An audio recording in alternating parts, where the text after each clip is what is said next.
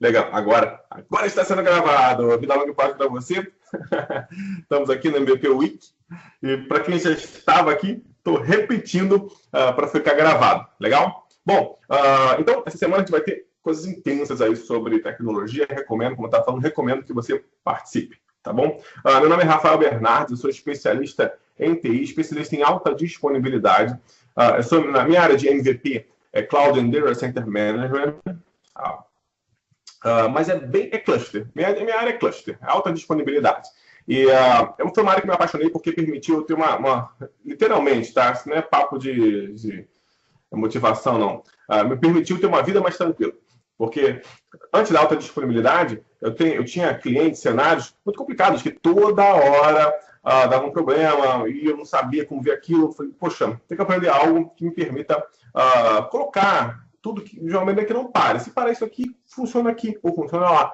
Sabe? Foi isso que me levou para aprender cluster, aprender alta disponibilidade. E agora, como é o papo da nossa palestra aqui também, você já deve estar antenado nisso, tem a nuvem da Microsoft, que é super poderosa, tá?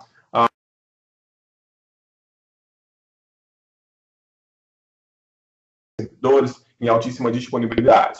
E aí, só que a própria nuvem em si não é uma altíssima disponibilidade. Vou bater esse papo já com vocês, vou puxar o nosso quadro aqui, para a gente estar conversando, para a gente estar vendo o que é realmente alta disponibilidade, o que não é, quais são as possibilidades locais. Vou falar de algumas, não todas, porque não tenho todo o tempo do mundo aqui. E também falar um pouquinho sobre a pergunta que todo mundo me faz. Dá para ter alta disponibilidade local mais Azure? Eu posso estender o meu cenário para lá e se cair aqui, cair lá? Bom, em partes dá.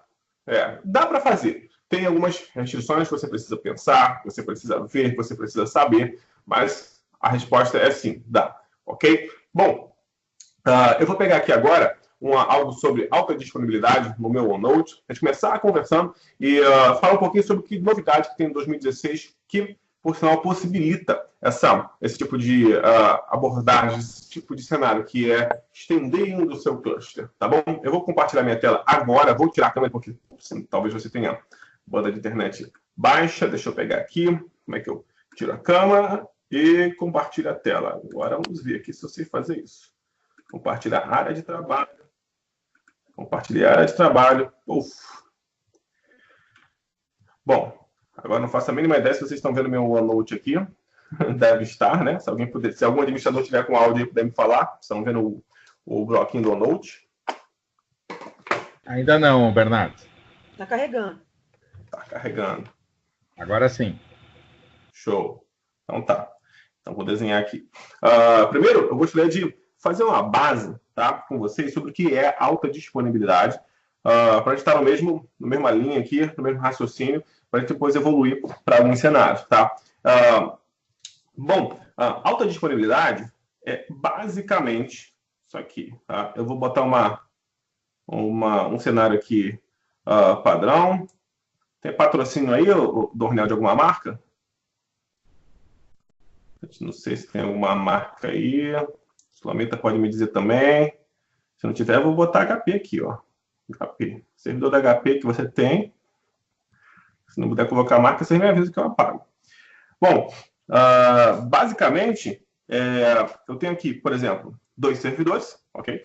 E rodando, aí tem aqui os meus workloads. Vou botar aqui, geralmente, máquina virtual. A gente usa a nomenclatura VM. Tá? Geralmente, esse é o cenário mais tradicional que você vai encontrar hoje em alta disponibilidade. Máquina virtual, virtual machine. Tá? Porque você coloca tudo dentro dela e fica muito mais fácil de prover até compatibilidade, alta disponibilidade, recuperação de desastres, enfim, tudo. Legal? Bom, quando esse servidor que vier a cair, tá? Automaticamente esta máquina virtual tem que passar para o próximo nó disponível, tá? Isso aí é alta disponibilidade. Desculpa o meu bulldog aí no fundo. Pronto, eu isolei o bulldog lá na outra sala, agora ele não vai, é o Zé, tá? É um bulldog francês, mas agora ele não vai mais interromper.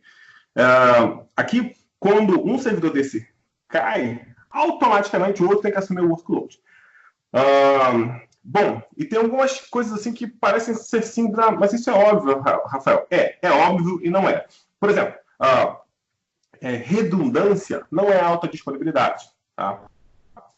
Redundância, os dados estarem em dois locais diferentes e não tiver esse fluxo automático aqui, não adianta. Tá? Alta disponibilidade é automática. Ok? Backup não é alta disponibilidade. Backup é em caso de recuperação de desastres. Tá? Então, você tem que saber exatamente o que é alta disponibilidade. Quando você necessitar, o cenário tem que ser movido automaticamente para o próximo servidor disponível, para o próximo nó, como a gente chama no cluster, é nodes. Tá? Então, isso é o básico. Não vou me aprofundar muito aqui, mas é o básico sobre alta disponibilidade. Tá? Na Microsoft, nós temos o que chamamos de cluster de failover, que começou, se não me engano, no Windows 2000, uma versão que tinha de você instalar um pacotinho, certo? Eu vou botar aqui, ó. Ele é o cluster, tá? Ó, eu vou botar grandão aqui, ó. Isso aqui é bem claro que precisa ficar claro. Failover. Ok? Então, ele trabalha em cima de quê? Eu gostaria de estar vendo o chat agora, mas não estou, porque eu estou com uma tela só, mas tudo bem. Vou presumir que vocês estejam respondendo tudo aí. Tá? O cluster de failover trabalha em cima de falha. Failover, tá vendo? Ele trabalha em cima de falha. Então, sim, existe a falha para depois a alta disponibilidade entrar em ação. Você pode reduzir essa percepção de falha ao máximo? Pode, mas uma das características do cluster de failover, que é o recurso de alta disponibilidade, presente no Windows Server 2016, é trabalhar em cima de falha, ok? Não é função, é recurso. Eu tenho uma explicação básica sobre diferença de função de servidor e recurso de servidor. Função, ele serve para os outros, recurso, ele serve para si, ok? Então, por exemplo, vou perguntar aqui, tá? Responda aí no chat, vamos participar. DHCP, é função ou recurso? Tem muita gente pedindo controle aqui, não sei para que. Pedindo controle, acho que na hora de maximizar aparece, né? DHCP é função, ele serve para os outros, certo? Backup é função ou recurso? Backup é recurso, porque é o backup do próprio servidor. Ou seja, é uma explicação bobinha só para você sacar que é a diferença de função e recurso. Então, o cluster permite o próprio servidor estar em alta disponibilidade, é um recurso de servidor presente no Windows Server 2016, 2002 R2 e todas as versões anteriores. É claro que tem algumas novidades, tá? Tem algumas novidades e eu vou falar sobre elas aqui agora com você, tá? Deixa eu pegar aqui para cima. Bom, então você já sabe o que é alta disponibilidade, já sabe o que o cluster de failover permite para você. Eu vou colocar alguns sites aqui, deixa eu ver se está na agulha aqui. Eu tinha colocado, né? Tá aqui, ó. Eu tinha colocado alguns sites, o Azure está aqui, mas eu vou colocar alguns blogs aqui do pessoal de cluster da Microsoft, tá? Os Project Managers, Technical Evangelist lá de fora. Muito bom, tá? E tem guias completos.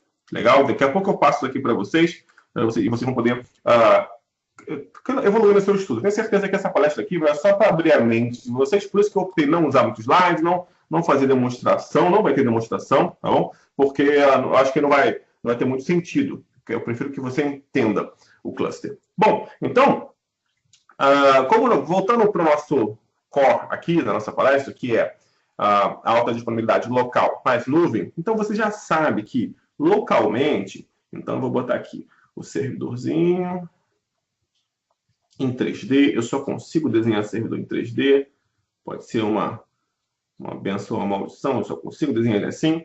Aí tá aqui o servidorzinho, tá? Aí você vai colocar vários no teu rack, por exemplo, ou então em 2 racks diferentes, enfim, o que você conseguir colocar, tá? Tá aqui o servidorzinho, um servidorzinho, outro servidorzinho, e você vai colocar ele em alta disponibilidade. E para isso, lembrando que alta disponibilidade não pode ser só de servidor, tá? Então, por exemplo, vamos supor que você usa o sistema de armazenamento Storage iSCSI. Aí eu estou falando 2 coisas novas, Storage iSCSI. Esse tipo de storage necessita de uma conexão de rede, ok? Então, eu vou botar aqui, ó, um switch, 2 switches, tá? esse aqui é o SW1, esse aqui é o SW2. São dois switches de rede aqui. E você coloca lá o teu storage. Opa, deixa eu apagar aqui. Geralmente... Bernardo? Oi. Roberto, tudo bem? Opa, tudo bom? Aproveitando que você está falando aí sobre os servidores e instalar eles em cluster, tem uma pergunta do Wagner Rodrigues, perguntando se os dois hardwares têm que ser absolutamente iguais, ou se caso ele tenha um hardware melhor do que o outro, como é que funciona? Como que faz para fazer com hardware? Excelente pergunta. Se vier pergunta assim boa, pode mandar o tempo todo, tá? E manda um brinde aí para ele, ó. Manda um smile bonitão para ele. Pergunta muito boa, tá? Brincadeira, não tem brinde de palestra não, tá? Mas muito obrigado pela sua pergunta muito boa, ok? Então, vamos fazer o seguinte. Vamos fazer aqui, vamos na rebeldia. Eu sou rebelde, eu não uso HP não. Eu uso Dell, sou um cara rebelde. Brincadeira, tá? Sim, pode. Tá? O cluster funciona com máquinas heterogêneas. Até mesmo com Intel arquitetura versus AMD. Não funcionam todos os recursos se você misturar a arquitetura Intel e AMD no mesmo cluster. Algumas coisas vão reduzir, ok? Instrução de processador, enfim, mas vai funcionar. Então, seus servidores não precisam ser iguais. Num cenário de empresa grande, o que isso significa? Significa que a empresa pode comprar no de cara, front-end não é, mas para ficar de cara lá para os clientes, e a redundância pode ser uma linha mais simples. Sim, funciona, ok? Que ela só vai entrar em caso de manutenção ou em sistema urgência. Funciona. Não precisa ser exatamente igual. Bacana? Inclusive, tem, por exemplo, se você tiver servidores e você tiver servidor 1, servidor 2, servidor 3, esse aqui tiver 128 GB de RAM, esse aqui tiver 64, esse aqui tiver 32, o cluster hoje, no Windows Server 2016, ele equilibra a carga, entendeu? Ele já consegue equilibrar a carga, não sobrecarregando nenhum dos servidores. Isso é uma função nova, tá? Balanceamento de carga no cluster no Windows Server 2016. Bem bacana, né? Você vê que até memórias são diferentes. Funciona na boa, tá? Uma boa prática, e eu acho que isso que vai enriquecer esse tipo de conteúdo que a gente está aqui para hoje aprender, uma boa prática você tem que ter capacidade de suportar a carga em todos os servidores, tá? A carga das suas VMs, das suas máquinas virtuais em 1 ou 2 ou 3. Não, por exemplo, você tem aqui 3 servidores e as suas máquinas virtuais são 10 máquinas virtuais que rodam com 10 GB, tá? Você tem 10 VMs, não vou desenhar 10 VMs aqui não, eu vou botar aqui um desenho que segura, ó, 10 VMs, 10 GB de memória RAM, tá? Aí você fala assim, poxa, então quer dizer, Rafael, que no meu cenário, cada servidor desse, eu vou ter que ter no mínimo 10 GB de RAM? Não necessariamente, porque tem um truque, tá? Tem um truque. A máquina virtual, as pessoas às vezes somam o que ela tem, né? 10 GB é muito pouquinho. Você sabe que se num cenário de produção aí médio, você já passa disso aqui facilmente. Mas utilizar o Dynamic, eu vou escrever em inglês não, memória dinâmica, tá? Memória dinâmica. E você define, tá? Por exemplo, no meu cenário aqui. Num cenário ruim, ela tem que rodar 512, tá? E aí você faz isso, já deixa configurado na própria máquina virtual. Então, em caso de falha, vamos dizer que elas estavam rodando aqui tudo no servidor 1, tá? Elas estavam tudo aqui. Em caso de falha desse e desse, só está disponível um último servidor, que é esse aqui, e ele não tem recurso, ele não tem 10 GB de RAM livre, mas ele tem 5, nesse cenário aqui as máquinas vão rodar, tá? Você não precisa ter tudo somado. Bem bacana, tá? Bem interessante. Só uma dica aqui. Por exemplo, eu tenho um cenário de cliente que tem as máquinas virtuais, então tem um nó, elas ficam no nó rodando, e esse nó tem 128 GB de RAM. Hoje em dia é um mediano, é um servidor mediano. E as máquinas consomem quase tudo isso. Tá? Mas o seu nó secundário, que está em outro local, não tem isso tudo. Tá? Se não me engano, tem 64 GB. Mas tudo bem, porque ele configurou a memória das máquinas virtuais para reencaixar se elas estiverem rodando no local que não tiver todos os recursos disponíveis. Muito bacana, funciona, tá? Então, vamos voltar lá. Mas qualquer pergunta como essa é muito boa, tá? Aqui eu tenho o cenário do storage. Por que geralmente as empresas têm um storage, no máximo 2? Às vezes tem até um pouquinho mais, mas a maioria fica nesse poucos números, não o mesmo número de nós. Por quê? O storage ele é naturalmente redundante, né, dentro de si. Então, geralmente não acompanha o número de nós, não, tá bom? Então, vamos lá. Lembra que eu falei da redundância? Você tem que ter switch redundante, servidor redundante e armazenamento redundante, tá? Lembra que eu falei? Talvez você use um storage que já é redundante por si só, mas, em todo caso, vamos colocar um aqui, outro storagezinho, tá? STO2. E você vai deixar ele redundante em todas as ligações que ele tiver. Eu liguei um storage no outro, não é besteira. Vou botar aqui. Senão eu vou falar assim, pô, fez desenho errado, tá? Ele está ligado aqui. Isso, pronto. Ele está ligado num switch. Esse aqui também está ligado nesse switch. Fica uma salada mesmo, né? Ligando nesse switch, ó. Pronto. Aí você tem um cenáriozinho de alta disponibilidade já dentro da sua empresa. Tá? Isso aqui funciona em 2016, funciona em qualquer versão do Windows Server, não tem essa de, só funciona em Enterprise, não, o cluster funciona em qualquer versão do Windows Server que você tiver, inclusive no Hyper-V Server 2016, que é gratuito. Você consegue fazer cluster, consegue fazer isso aqui, tá? Uma coisa legal agora, lembra que eu falei, isso aqui está na tua empresa, então eu vou desenhar aqui, ó, vou desenhar aqui. Aqui está, por exemplo, vamos botar um local aqui. Aqui está no Rio de Janeiro, onde eu moro. Janeiro. Agora eu já vou falar uma coisa nova que está presente no cluster do Windows Server 2016, tá? Mas vamos dizer que você tenha um outro local. Que aí quem já gosta de alta disponibilidade. Aqui, Belo Horizonte. Tá? Então, hoje, tá, o cluster já pode fazer meio que isso aqui. Ó. Vou botar um servidor aqui. Nossa, esse servidor ficou muito ruim. Vou desenhar de novo. Tem um servidor aquizinho. Tá? E esse servidor aqui vai ser IBM. Fica bem diferente. Pronto. E ele faz parte do mesmo cluster, tá? Ele faz parte do mesmo cluster. Ele poderia estar, por exemplo, eu não vou desenhar a ligação de rede aqui, mas ele está interconectado de alguma forma, que você tem que prover, né? Ele faz parte do mesmo cluster. Então, se eu estou abstraindo a camada do outro lado aqui, tá bom? Mas essa camada aqui poderia ser muito mais simples, por exemplo. Eu poderia ter um cenário mais simples aqui. Ok? Que simplesmente seria a redundância.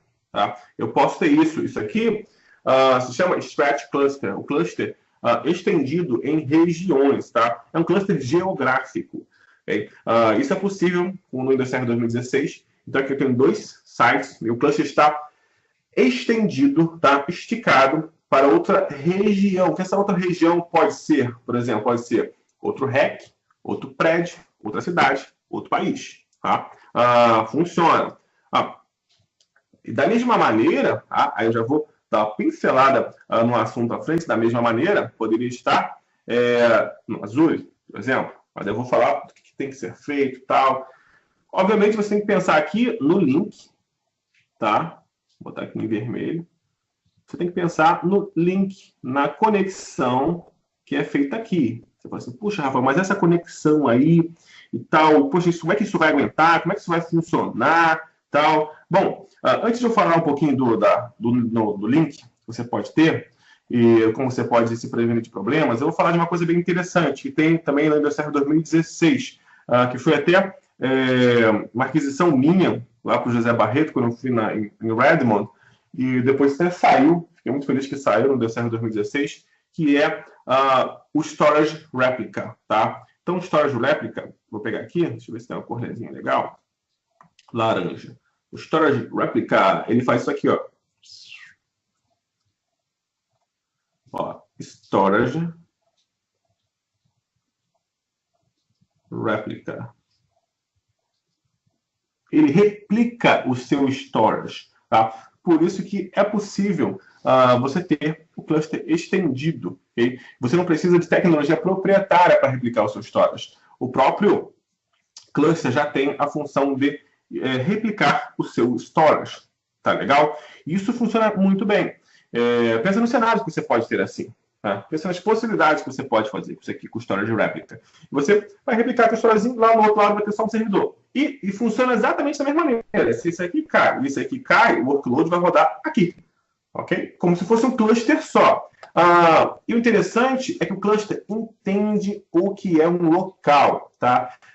Hoje você pode definir o que é um local. E não precisa respeitar, tá? Um pouquinho mais avançado agora, não precisa respeitar os sites do Active Directory. Você tem lá no site do service configurado, não precisa necessariamente respeitar. Você pode criar grupos de cluster da forma que você quiser, tá bom? É um comando por PowerShell que você faz. No blogzinho aqui que eu vou passar daqui a pouco tem todo esse passo a passo. Você define esses dois aqui estão nessa cidade, que os dois estão nessa cidade, independente do seu Active Directory. Na verdade, você pode fazer cluster sem Active Directory, sem AD hoje em dia, e funciona muito legal. Tá? Enfim, você pode ter essa possibilidade. Agora, vamos pensar nas considerações. Opa, diga aí. Tem mais uma pergunta aqui, ó. O André está perguntando qual é o melhor tipo de cluster, se é ativo-ativo ou ativo-passivo. Entendi. Assim, depende muito do seu cenário, tá? Aqui a gente não tem, não tem esse botão, essa chave, tá? Para fazer isso, ok? Mas a única questão que você tem que pensar é que no ativo todos os nós funcionando, ok? Não é grid, não é computação em grid, que às vezes as pessoas confundem também. Não é computação em grid. Computação em grid seria aquela que você divide a carga de processamento em todos os nós, tá? Mas não, aqui não é grid, aqui é failover. Então, por mais que sejam ativos, se um cair, a carga que estava nele era só dele, ok? Então, vai para os... quando você configura outro? Bom, depende muito do seu cenário. Eu não economizo nó, não deixo nó parado, tá? Eu deixo nó sempre rodando. É óbvio que você vai ter por exemplo, vamos dizer que você tem um cluster de 10 nós na tua empresa. Aí, dividiu as máquinas virtuais por eles, você faz o balanceamento, deixa ele fazer sozinho, enfim, você configura. Você sabe que você tem um servidor melhor que o outro. Certo? Você sabe que você tem algumas coisas melhores. Aí você dá uma prioridade na máquina virtual, tá? Por exemplo, se for máquina virtual no teu cluster, você dá um peso maior para aqueles servidores que têm mais recursos. Mas não deixa o outro parado. Eu não recomendo, tá? Não tem nenhuma best practice disso. Eu não deixo nenhum parado. Eu sempre deixo ele com uma carga menor, se ele for uma coisa menor, por exemplo, para aproveitar. Então, a minha recomendação, deixa todos nós ativos, tá? Mesmo que seja aplicação de teste, para poder... Porque quando você, por exemplo, você vai atualizar o cluster, ele tem o Cluster Aware Update, que é um método de atualização automática de cluster, ele vai... É bom que esteja rodando lá no servidor para você ver se realmente foi, atualizou, tirou a função, colocou de volta e tal. Então, eu recomendo que faça todos nós ativos, tá bom? Bom, vamos falar sobre o link, tá? Aí vocês podem pensar assim, poxa, mas é questão do link, eu vou ter que ter um link sinistro para ter esse cluster geográfico, esse cluster estendido entre cenários, sabe? Bom, sim e não, tá? Agora, você tem o Storage Replica, tem dois modos, tá? Esses modos aqui, ó, Sync e Async. Essa aqui foi uma parte da minha apresentação que eu fiz ano passado no Microsoft Ignite, em Atlanta, tá? O pessoal gostou muito dessa parte. Tem dois modos, Sync e Async, tá? Que é síncrono ou assíncrono. A replicação do storage pode funcionar de forma síncrona ou assíncrona. Eu vou explicar certinho o que é síncrono e o que não é assíncrono para você pegar, tá? Síncrono é o seguinte, você tem um arquivo aqui, tá? É um arquivo .doc, tá? Arquivo.doc. Você tem dois storages que você precisa salvar ele. Então, eu vou botar aqui dois HDs, simbolizando o armazenamento. HD 1, HD 2, tá? A replicação síncrona, vamos dizer, esses aqui estão com a replicação síncrona. Ela faz o seguinte, ó, são duas vias, tá? Deixa eu botar aqui com um lapisinho. Ela faz o seguinte, ó. Primeiro, grava aqui. Segundo, grava aqui. E só então retorna. Ok, você foi salvo, tá? Ela só dá o commit no arquivo depois que os dois locais ou mais de replicação responderem que tá tudo bem. Ok? Tá tudo bem? Ok. Na replicação assíncrona, você tem o mesmo doc aqui, ponto doc. Tá? E você tem os dois HDs replicados de forma assíncrona, ok? Vamos pegar aqui um, vamos pegar aqui dois, tá? E como é que vai funcionar? Primeiro, eita, ferro, tem que ser com antes. Aqui. Primeiro, tá? Salva aqui. Já volta um ok. Ok. Segundo, quando der, replica. Entendeu a diferença? A replicação, o commit do arquivo já dá na primeira tentativa de gravação, no primeiro ok da gravação. Uma forma simples de explicar, mas é basicamente isso. Então, na forma assíncrona, você não depende muito de delay de rede, de link de rede. Você não fica refém, na verdade, né, de gargalo de rede. Na forma síncrona, sim, porque imagina que entre esses dois servidores aqui, imagina que esses dois HDs, tá, tivessem um link lento, tá, aqui fosse lento. Olha, a pessoa, o teu cliente ia apertar para salvar o doc, ia demorar horrores para salvar. E isso na máquina virtual se torna inviável. Com o link lento aqui, no cenário 2, tá, não tem problema, porque ele já salvou, ele vai salvar no segundo quando der. Então, na replicação assíncrona, tá, você pode utilizar cenários em que o seu link não é tão excelente, assim, que não é tão bom. Legal? Isso funciona muito bem. Aí, vamos voltar para o papo, agora que eu já... Pode me interromper se tiver dúvida, tá? Porque agora eu vou voltar para o cenário que todo mundo me pergunta. Todo mundo me pergunta. Que é o seguinte, eu quero ter 2 servidores. Eu quero ter meu cluster aqui. Eu quero ter, por exemplo, aqui, ó. Eu quero ter meu cluster aqui com 2 servidores ou mais. Então, eu sempre desenho 2 só para idealizar o que é o cluster, ok? Aí você monta aqui, ó. Cluster. Eles estão altamente disponíveis, tá? Rafael, eu quero botar ele no Azure. Eu quero replicar ele no Azure. Eu quero botar ele na nuvem. Nossa, essa nuvem fica tão bonita. Pronto. Eu quero botar ele aqui no Azure. Quero replicar ele no Azure, a nuvem da Microsoft. Quero fazer isso aqui. É possível? Bom, sim. É possível você fazer exatamente esse detalhe. Esse cenário, onde aqui você vai ter, por exemplo, mais um servidor. Vou desenhar só mais um, ou até mais 2, 3. O que você quiser. É possível, tá? Vou botar aqui. Tá? E você vai ter o teu cluster estendido, tá? Na verdade, o teu cluster vai ser isso aqui, ó. Ele vai pegar essa guerra toda, ok? Você tem que tomar cuidado com o link, tá? Tem que tomar cuidado com o que vai conectar o seu cenário com a nuvem, tá bom? Estava uma discussão no grupo dos MVPs do mundo sobre como é que funciona isso e tal. Bom, isso aqui só é viável, tá, quando você tem de modo síncrono, quando você tem o Express Route aqui, tá? Que é uma ligação route, tá? Que é uma ligação que você tem diretamente com o Azure. É praticamente um cabo que vai na sua rede, na sua infraestrutura, com a Microsoft. Isso é feito através de parceiros aqui. Se alguém tiver o nome do parceiro que faz, eu não sei se quais estão ativos ainda, mas geralmente são os maiores de conexão, parceiro que te oferece link, parceiro que te oferece VPN, ele faz o chaveamento da sua rede para o Azure. Tá? Não passa cabo novo, né? Ele só faz o chaveamento e pela fibra que já vai na tua empresa, tá? Faz uma conexão direta ao Azure. Vai direto isso. Assim é possível. Dessa forma é possível. tá bom? De outra forma, através de link lento, você pode fazer com modo assíncrono, tá? Deixando os nós do Azure, os servidores que vão ficar em redundância no Azure, somente em stand-by, tá? Caso caia alguma coisa, ok?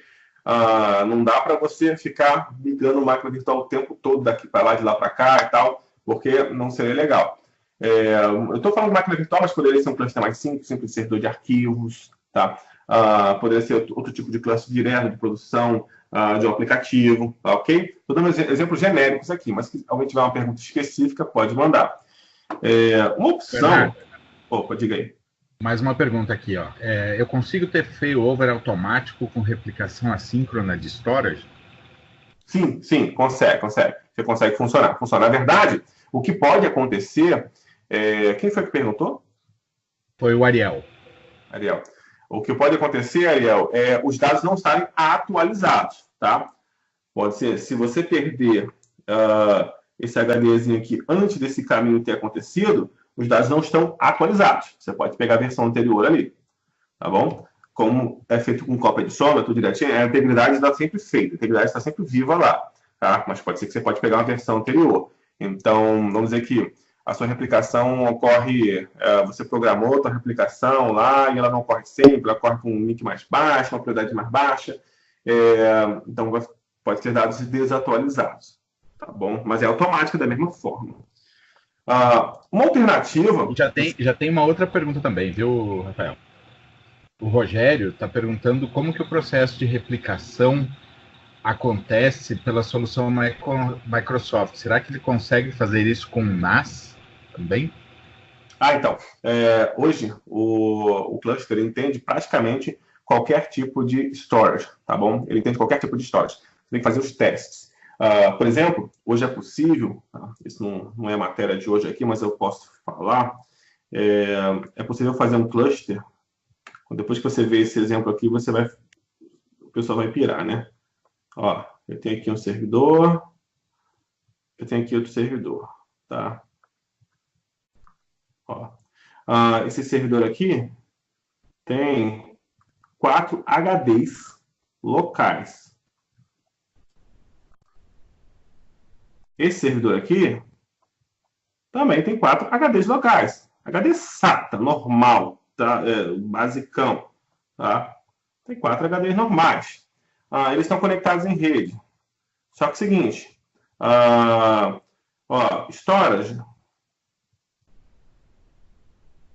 Active Directory, não tem. Eu posso fazer um cluster entre eles? E aí, o que vocês acham, gente? Escrevem aí. Posso fazer um cluster entre eles? Só tem HD local, nem NAS tem, tá? HD local. Não tem nem Active Directory. Tá? São 2 servidores com Hyper-V Server, sem sistema operacional, só o Hyper-V Server para virtualização, por exemplo.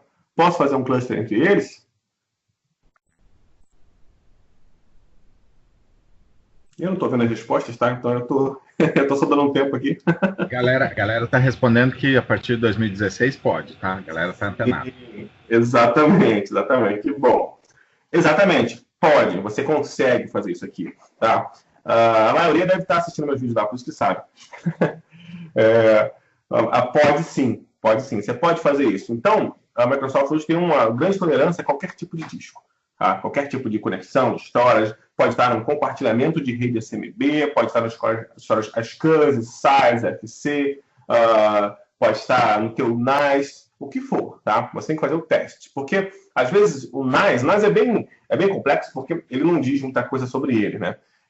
Não diz qual protocolo, se a SCSI tem uma SCSI persistent, ou se não tem. Tem algumas coisas que simplesmente não diz. Então, eu recomendo, faça o teste e veja, tá? Mas eu dei esse exemplo aqui que é o mais cru que eu tenho possível para te mostrar que é possível ter alta disponibilidade, tá bom? Uma alternativa ao cluster, se você quiser alta disponibilidade na nuvem, tá? De certa forma, e que é muito interessante, não é cluster, mas vale a pena eu falar aqui, é uma solução que tem aqui no Azure, tá? Que é muito legal. Eu vou vir aqui, ó, soluções. Lembra, eu falei que tem cluster e tem recuperação de desastres. Porém, eu entendo que muitos de vocês querem começar com a Azure e uma recuperação de desastres pode ser o melhor caminho. você não quer conectar ao seu ambiente, você não quer fazer esse Strat Cluster, você quer começar, tá? Tem aqui o cenário, olha só, vamos catar ele aqui. Esses aqui são os cenários que o Azure suporta, tá? São soluções. Recuperação de desastres. Olha que bacana. Tá? Cliquei aqui em recuperação de desastres. Tá? E tem aqui, ó, unificar dados, gerenciamento de proteção, executar testes, ok, muito legal. Aí tem aqui, produtos relacionados, tá? Aqui tem uns cenáriozinhos. Tem um videozinho que daqui a pouco eu vou pegar ele aqui. Não sei se toca aqui. Opa. Arquiteturas. Muito bacana você estudar essas arquiteturas. Olha só. Recuperação de desastre para SMB. Recuperação com Double Take. Muito legal essa solução. Usei bastante. Não sei que vocês usam, tá? São cenários que você pode analisar o desenho, verificar. Tá tudo prontinho aqui. A arquitetura da solução da recuperação de desastre. Não é cluster, mas é recuperação de desastre. Recomendo que dê uma olhadinha nesses desenhos. Tá? Eu não vou entrar em fundo aqui, porque eu vou clicar aqui no recuperação de desastres. Okay. Recuperação de desastres. Tá? Tem um videozinho aqui, mesmo que não toque com música, com nada, dá para ter uma noçãozinha dele. Aqui, ó. Ele vai tocar, tá tocando, tá.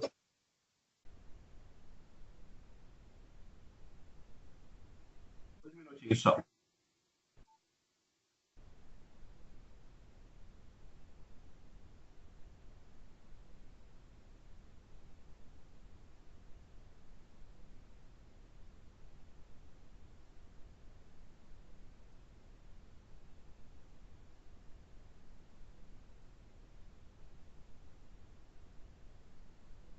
Os custos que tem.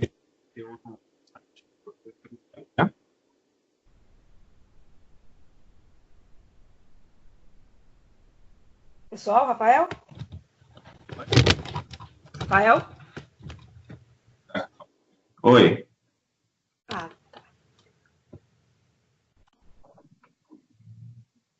Olha só, ele vai mostrar aqui o... Ele vai mostrar... Deixa eu baixar aqui o... Rafael? Oi? O áudio não tá muito legal, não. Você pode voltar uns 10 minutinhos? Só um pouquinho, porque...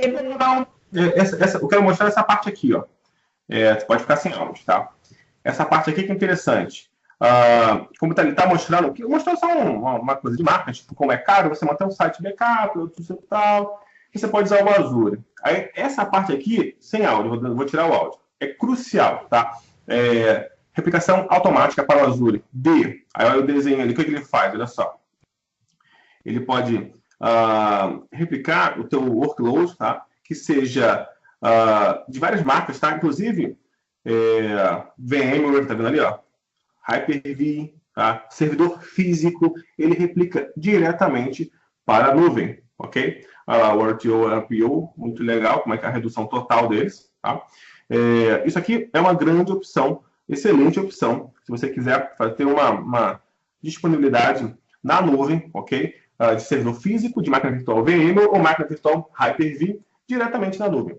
Bem bacana, bem interessante, tá? Eu deixei esse videozinho, não tem problema o áudio, não. Mas é uma recuperação de desastres. E você pode testar ele aqui direto, ó. Você pode apertar aqui teste, tá? O site está aqui, ó, azure.microsoft.com/service/site/recovery. Não precisa botar o PTBR, mas se você botar o PTBR, toda a documentação aqui está em português, ok? Para você estudar. E é uma grande opção, tá? Como eu falei, alta disponibilidade, mas às vezes não é só você falar de cluster, enfim, você tem toda uma resolução. Recuperação de desastres é uma opção para você ter. Outra coisa que eu queria mostrar para vocês, já para finalizar, esses blogs aqui que tem do time de cluster, tá? Da Microsoft. E são coisas muito interessantes que eles vão colocando, tá? São bem atualizados. Por exemplo, esse aqui, Guest Cluster no Azure.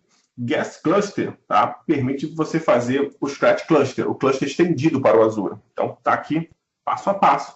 Esse rapaz com esse nome difícil para danado é o Project Manager de Cluster, ok? Eu conheci ele já conheci ele já há alguns anos.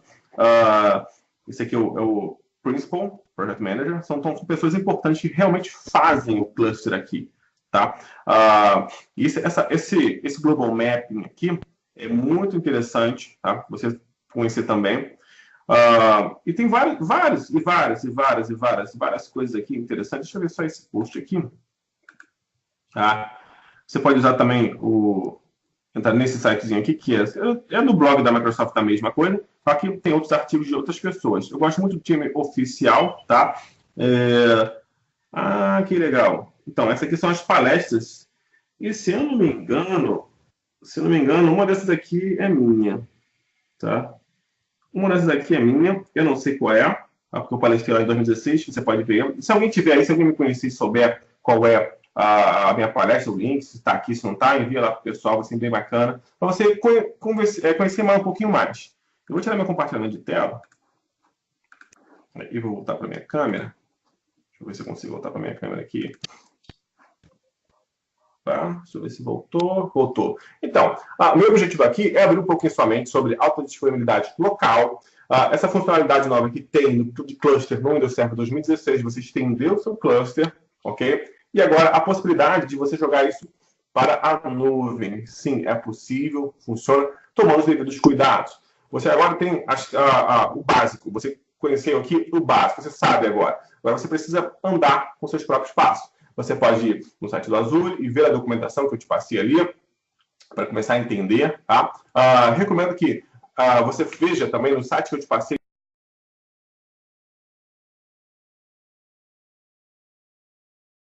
É muito interessante você saber essas coisas.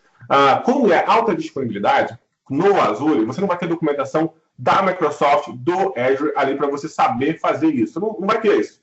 Por exemplo, mas ali no blog que eu mostrei, do blog oficial de cluster da Microsoft, o Rob Hindman estava lá, colocou um artigo que mostrava como você fazer guest VM no Azure. Tá? Ou então como você ter um host no Azure, então como você fazer uma integração total. Enfim, dá para fazer, funciona de várias formas, mas você precisa estudar e avaliar a situação, tá bom?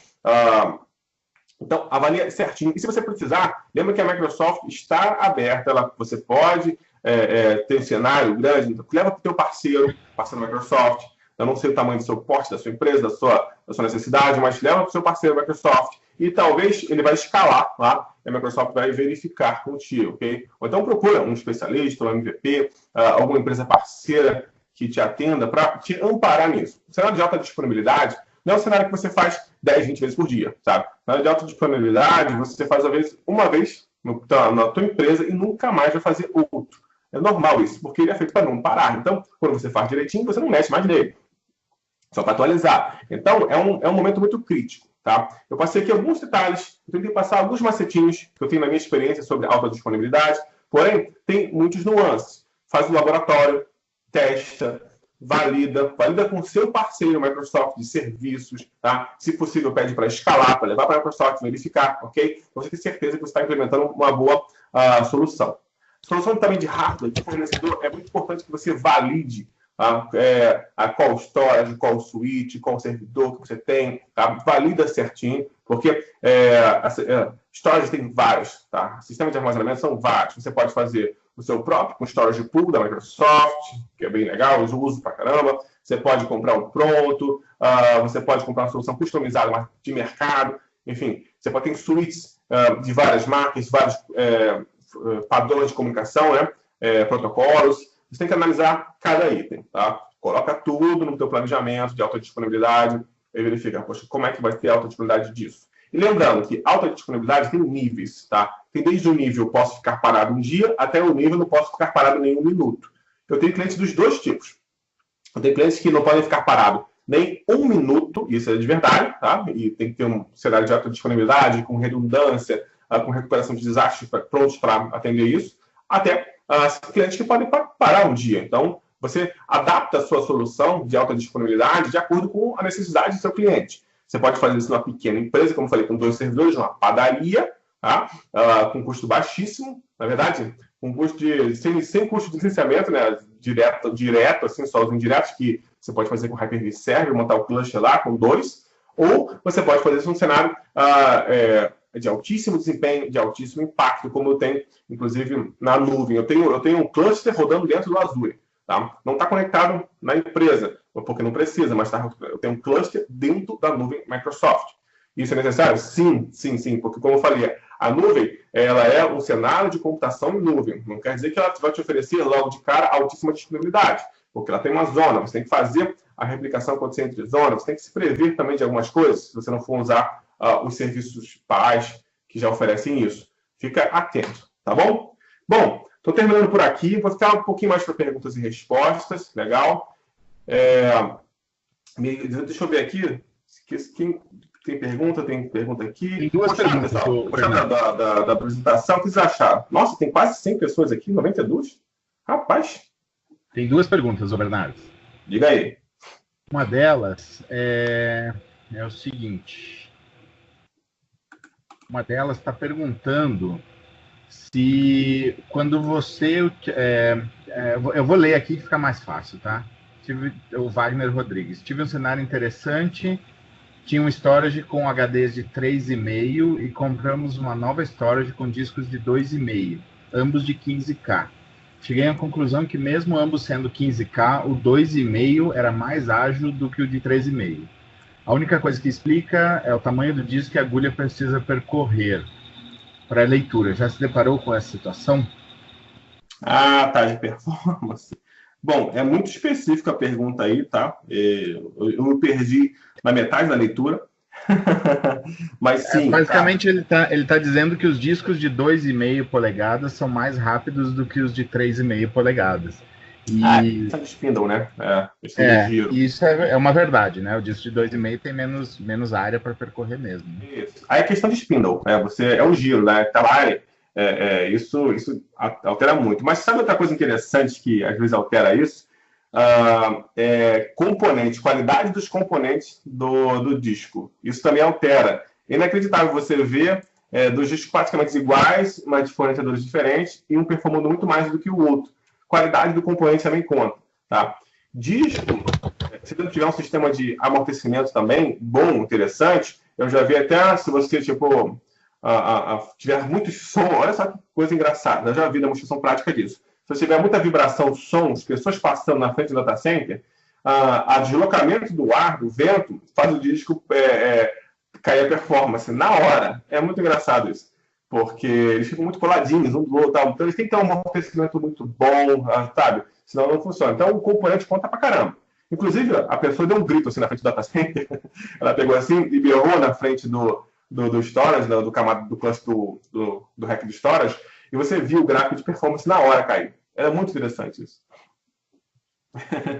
Legal. Tem mais uma pergunta aqui, ó, que é relacionada ao assunto. Ó. Quando eu uso o storage réplica, eu consigo ver a unidade replicada no destino sem quebrar a replicação? Quando eu uso o storage réplica, eu consigo... isso aí. Sim. Você consegue, porque você vai usar um CSV, tá? Você vai habilitar o CSV e vai funcionar. Você não pode manipular, ok? Você não pode manipular isso. Você não pode ficar manipulando. Só quem manipula o Cluster Shared Volume, o CSV, o storage sendo mapeado no C2 pontos Cluster Storage, parece uma pasta local. É o cluster. Você não pode manusear aquilo, tá bom? Muitas pessoas querem manusear, criar diretório, copiar o mínimo necessário. Quem manuseia a pasta replicada ou não do CSV, que é a pasta do cluster, que é a pasta do storage, é o cluster. Bacana, uma CV. Legal. Quantas pessoas bateram no máximo aí, só para a gente ver? Só para eu fazer uma média aqui.